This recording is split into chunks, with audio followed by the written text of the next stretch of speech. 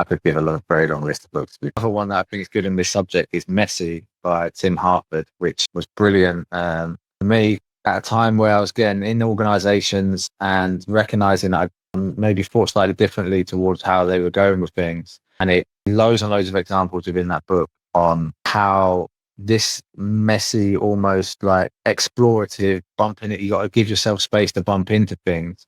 And that's a really important part of development. And what we want really in terms of learning, again, going back to that balance, is this almost like slightly step-by-step progressive bit. And then we also want this, allow yourself to go and mess and bump into things. And he's got loads of examples in there of like how great athletes have done that and great companies and how they allow space to bump into new ideas, essentially. So this balance between structural progression and update, that's a great book for that. Probably the one of my favorite books that I read, I realized later in life, this sparked a lot of my interest in where I went with my life. It's about Bruce Lee. It's a biography on Bruce Lee. It's called Fighting Spirit. It's an amazing book where it's basically about like, it talks about mastery and how Bruce Lee approached it. But it's written by Bruce Thomas, who was a guitarist for Eric Clapton. So he was, a master of the guitar. He's writing a book about Bruce Lee and how he approached martial arts from a perspective of mastery. And I think I first read it when I was like 14 on holiday. And I didn't realize until I reread it when I was like 28, 29, how much of my life had probably been influenced by ideas within that book and like thinkers that I'd come across much later in life that were mentioned in that book.